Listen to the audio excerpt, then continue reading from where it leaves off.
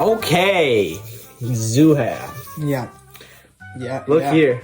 Right. That's right. Don't look at my eyes. These are my eyes. These are my eyes. Oh, okay. Okay, yeah. Yeah, it's informal. Treat this like a conversation. I'm gonna look at your eyes. Yeah, look at my eyes. I'm Yeah. gonna look at your eyes. Yeah, treat this as a conversation and chance for me to know you better, and a chance for you to We live together. pretend they don't know that. They don't know that. Okay. My viewers, my viewers, you don't know that. I'm cutting that part out, by the way. Before we begin, do you have any questions? How much do I get paid for this? My name is Zuhayr. I'm from Bangladesh. I am 17 years old, turning 18 this year. And my favorite number is 9. My favorite color is red, or at least a shade of red. And I get paid to be here. And Louis is a great roommate. Very great roommate. A very great person. A very great podcaster. Because he's so interactive and he just brings a smile to everyone's faces whenever he opens his eyes. What's a small hill you're absolutely willing to die on? A small So, hill I'm like, absolutely willing to die on. What's an opinion of yours that you would defend to your last breath? UWC Maastricht is the best UWC. Basically, if you think about it, when you think of UWC, when you hear people applying, what do you hear? You hear Atlantic. You hear Adriatic. Adriatic, how can it be the best campus? Atlantic, it's just a castle. It's just a castle. What's in it? Potatoes. And the weather? Worse than Maastricht. How is that possible? It's colder, it's sadder, it's wetter, and you have a view of the ocean. We have a view of the moat. With ducks. Choose a title for yourself, an adjective before one, right? For example, the honored one, honored. The levitating one, levitating. The boiled one, boiled. The gullible one, gullible, etc. What would your word be? The one. So like nothing, the one. The one. Just the one. The one. You can't Fine. limit yourself. If you choose a word, then you're limiting yourself. That's right. Could you phrase that in a more poetic way? So I could make that into the thumbnail? Right. So if you think about it, when you choose a word, you're limiting yourself to be the one in that one certain region. However, if you're the one, you're the one. You're not limiting yourself in any aspect. You're proving that there's growth. There's an aspect of expansion in every way, shape, and form. If someone followed you around for 24 hours with a camera, So like you, okay, but this is like for 30 minutes, so that's not exactly. That's what they think. What part of your day would you like them to cut out? This one. If the last 2 years of your life were a movie, what genre would it be? A joke, as in a comedy, a rom-com. It's Yeah, like they're funny. They're funny. Yeah. Okay, but they're also like regular, like nothing big happens in them. Exactly. Nothing big does happen in them. Don't you think coming to the best UWC campus ever? No, is it's a big change? just like a filler episode, honestly. Like if Yeah. I like that mindset. Yeah. So if this is a filler episode, what was before that filler episode? Was like the Golden House Young Days It of was just childhood. like the trailer. Yeah. Honestly. Okay, so you have a trailer and then you went on to the filler. Yeah. That's how my life goes. Okay, what about after the filler? There's no after. It's all just filler. What's the most main character moment you've had? Whether it was epic or painfully embarrassing. Why are all these questions about me being the main character, or as if I'm like living in a show? Because this is your show. This moment is yours. It is your moment. Every moment's my moment. Yes, but this moment I is live where your for myself. moment becomes someone else's moment too. No. Yes. No. There's. I told you it was a trailer back then. Amongst the filler, it would be when I arrived here, and then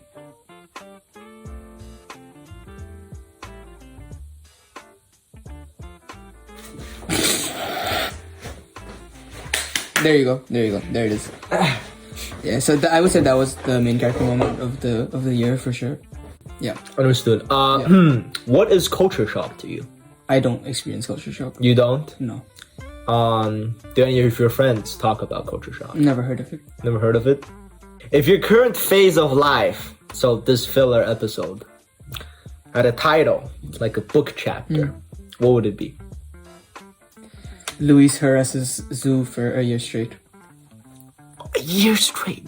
You hear that? A year straight? That's impossible. I'm the nicest roommate one could ever ask for. What's your favorite trait in someone? I like it when they don't talk to me for 20 minutes straight and like point a camera at my face. No, I also do like it when people are honest and like people show like that they care and that they're willing to open up, and that means they see you in a light in which they don't see most people, and that means they're willing to interact with you, willing to be friends with you, willing to open up their heart to yours. Okay, that's a good answer. What do you do when someone doesn't do this, but you're still forced to, interact with them? For example, a group project. So like you.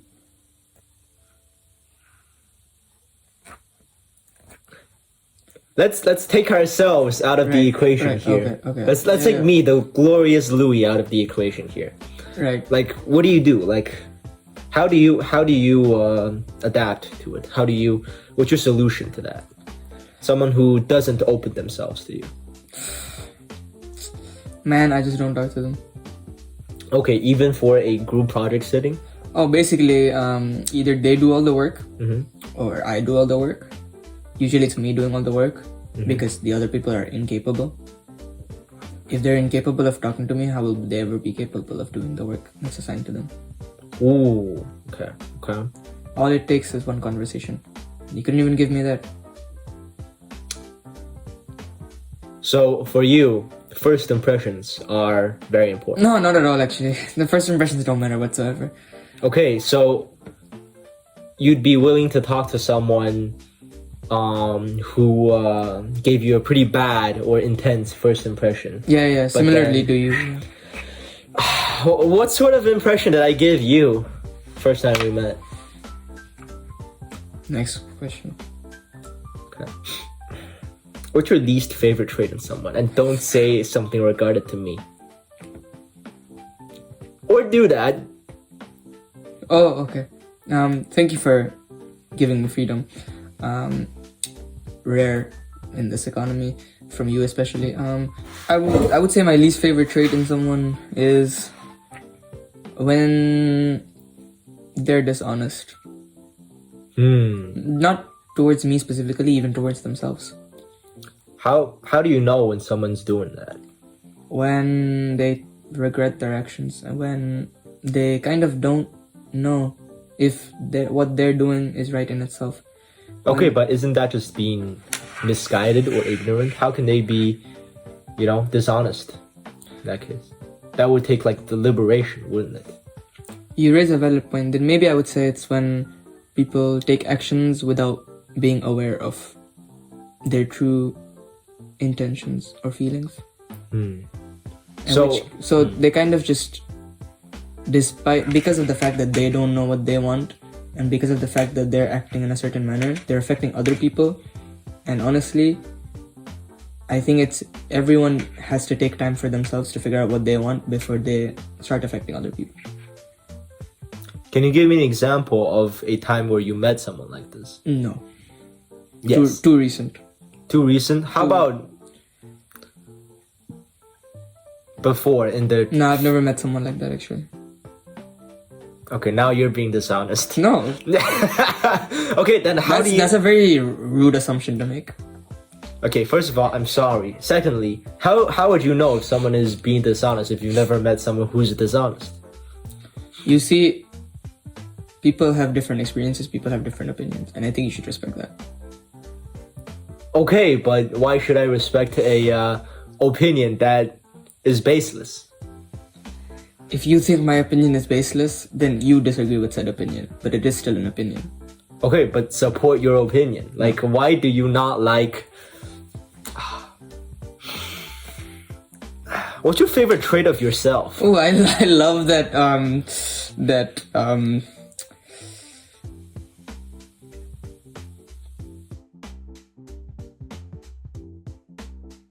good at writing.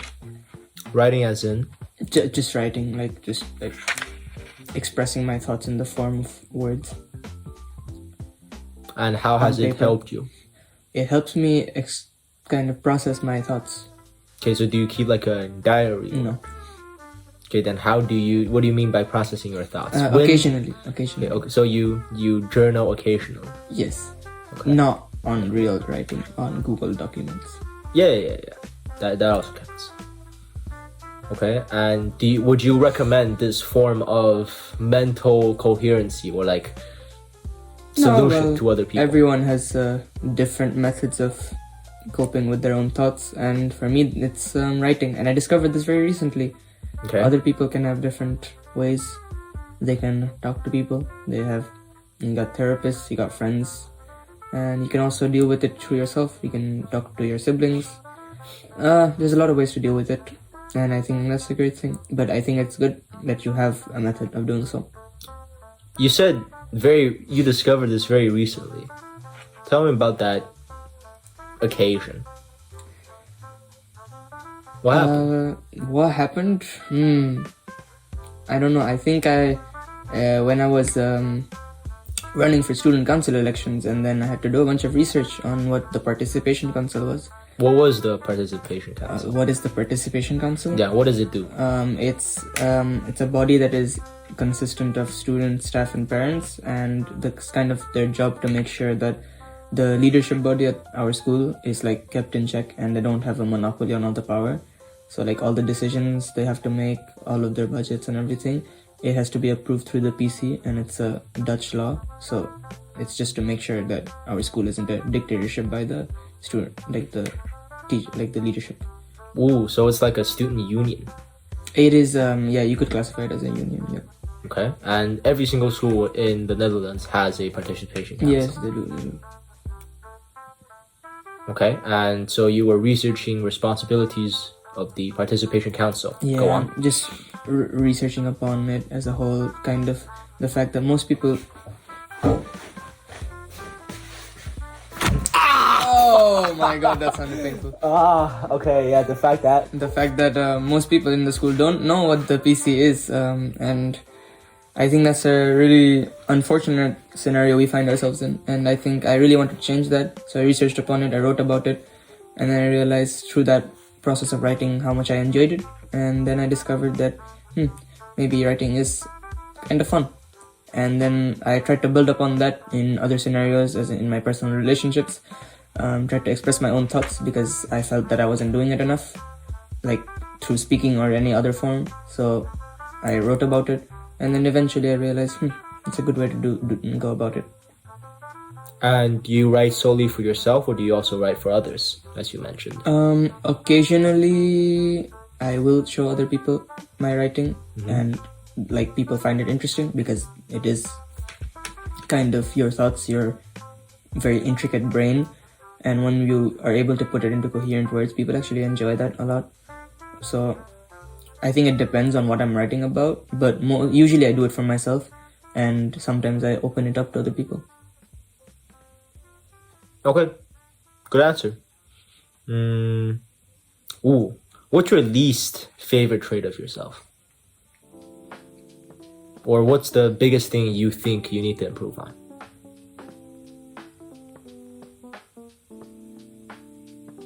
Believing in myself. Okay, that's interesting because you ran for a participation council, no? So was that like a victory over that? No, I think I constantly expect more and more from myself. And it's gotten to the point where when you expect yourself to perform at a certain degree, if you don't, then you fall short of it and you consider yourself a failure. But then when you achieve it, you consider yourself doing what you should have done in the first place. And So you're never really satisfied with your achievements. you always want more. And I think it leads to a form of struggle. But then I realize in this process that I do like struggling, and it makes me feel alive. It gives me meaning in life. That's an interesting answer. Where do you think this expectation comes from? I think I would assume it comes from myself and not even from other people. I think other people don't expect as much from you, but the more you expect from yourself, the more you want yourself to do better, the more expectation that you put on yourself. I think it just comes from within. Okay, but do you think higher expectations is a determining factor for excellency? Like, for example, the more expectations you give to yourself, that means the more qualified you think yourself as being to, meet those expectations. Do you think expectations is like a measuring factor for excellence? I don't think it's a measuring factor, but I would say it's like a catalyst for growth. Like, because of this mentality, because of the fact that I've consistently done this throughout like most of my life, I would say, like, considering from a year ago, even 6 months ago, even yesterday, I've grown as a person because of that same mentality. And when you catch yourself not doing good enough, then you revert back into this mentality and you attempt to do better. And occasionally it will lead to burnout, and it will lead to thinking, like, being in a bad mental health spot where you think you're not good enough. But I think eventually you learn where you draw the line and where you stop yourself from burning out. So as long as you kind of do what is best for you and you know your own limits, then you can do well.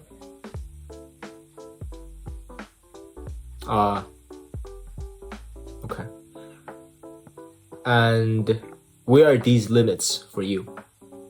For me, I think the limit is like such a fine line, and it's so complicated it's so intricate and so complicated amongst all of the perspectives and all of the duties, all of my expectations, everything I want to do. It is kind of hard to to set a straight line where you say, oh, my limit is 4 hours a week of this, or like 2 hours a week of this, or this much. So it's very complicated, and I think it's only comes from trial and error. For me, it's the more I do, the better I feel. And the more I struggle, the more alive I feel, the more purpose and meaning I find in my life. But then again, you have to make sure you're not overworking yourself to the point where you... to the point where you no longer enjoy what you're doing. Okay, this is very interesting. This reminds me of obsession. Are you obsessed with anything? Or would you say you might be obsessed with something? Let's first go with, what do you think of obsession? As like this mental state, or as this phenomena, or whatever? I think it's a form of addiction. Okay, go on. When you're obsessed with something, it's the only thing that occupies your mind, your time, and you can't do anything outside that obsession without it consuming all your thoughts. And it kind of draws you back in again and again and again. And even though it might be a good habit, just one specific thing consuming your entire time and all of your thoughts and all of your mental effort, physical effort, is not gonna be good for you in any way, even if the habit is considered good. And for me, I would say I don't have any obsessions. I would say something you could classify would be like the pursuit of happiness, the endless pursuit of happiness. I would say that's an obsession that I think not just me, like a lot of people have in general. Okay, but you mentioned that you constantly seek new hardships to like struggle on. So isn't struggling your obsession? Maybe it is, but... Because you said struggling is what makes you feel alive. right? Yeah, I think in a broad scale, that would be right. Okay. What do you think of people who are deep in the trenches of obsession? For example, let's take movie examples, right? Whiplash. You know Whiplash? Yeah. Yeah. Or The Black Swan, or all the very famous movies of people who try to aim for the highest, to be the greatest, to be obsessed in their art, quote unquote. What do you think of that pursuit? What do you think of that? Is that a good call? Is that a misguided call? Like, what should people do? For example, have you read the Climber, the manga? Okay, it's basically about this guy who's obsessed with climbing mountains. Yeah. But then he found his family and whatnot, and he set everything down. But then he couldn't overcome his obsession, so he goes back into it. Yeah. So on one hand, you have all your earthly relations, ties, whatever, and on the other, you have what you think is your purpose, your pursuit, your meaning. What do you think of the balance between these two? Do you think they're mutually exclusive, or do you think one could tie into the other? Obsession and what? Obsession and the things you think would need to be sacrificed to pursue this obsession. Like you said, obsession takes up all the time, all your efforts, all your mental energy that you could have dedicated to other people, or like to other things, or to other hobbies, whatnot. Yeah. I think obsession, despite being negative, can also be a gift in itself, because obsession means you dedicate so much of your time towards something that you kind of reach a level of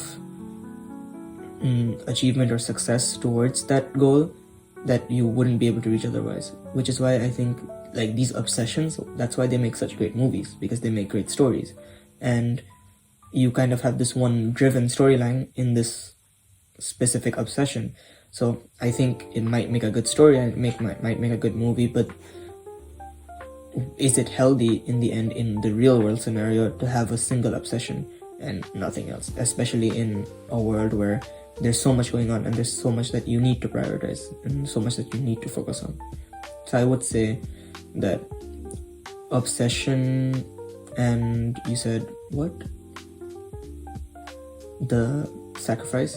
Yeah, everything you sacrifice for your obsession. Yeah, I think it's kind of like the economic opportunity cost. You would have to dedicate all your time towards that obsession. You would have to make these immense sacrifices. Okay. And for example, your pursuit of struggles. In your pursuit of struggles, what have you sacrificed? I would say at a certain level, I've sacrificed time for my family. I would say I haven't sacrificed the time for my friends because I prioritize them so heavily, and it kind of gives me comfort and a break, and also kind of keeps me going alongside. Other than that, I would say sometimes you kind of lose yourself along the way, even though the struggle that you put yourself through is to discover yourself. You do kind of lose yourself along the way, and you need to be able to take breaks and kind of take a step back, enjoy the other aspects of life that you have, step back from, I guess you would say, the obsession and the struggle, enjoy life a bit more, enjoy the time you have with your friends, enjoy the other aspects, so that eventually when you do want to return back to the obsession, which also can be labeled as passion, you can go back into it and then you enjoy it just as much. Okay. That seems a very healthy approach. If you could send one anonymous message to your past self 5, 7 years ago, what would it say? Keep doing what you're doing, because you might not do everything right, but that's what creates your story, and that's what will bring you to any point in your life. And I'm very fortunate and very glad to be at the point of my life which I'm in, and I'm also very excited to see where it goes. Okay. So live with no regrets and keep just doing what you're doing. Okay. If you could send one anonymous message to your future self 10 years from now and receive a definite answer, what would it say? Was my mentality healthy? The current one. Okay. Fits fitting. What's a moment in your life that felt so important at the time, but in hindsight was kind of meh? It was kind of trivial, not gonna lie. Probably like arguments with friends back home. Because like even now I can't remember specific ones, but I know for sure there were times where I would be going through certain arguments with certain friends and then genuinely just be going through such a hard time. But now looking back at it, it didn't even matter to the point where I remember it. So I would say something like that. Okay. Yeah, that's pretty heartfelt. Now, the reverse of that. What's a moment in your life that felt completely insignificant at the time, but in hindsight kind of changed everything?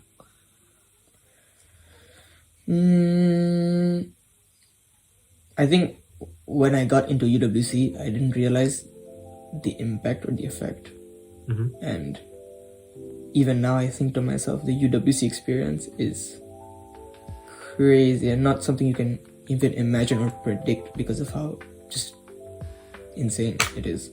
So I would say, even though I knew it was like a pretty big deal and I wasn't sure if I would be even going in the first place despite getting nominated because I wasn't on scholarship, I think I didn't realize how much it would change my life.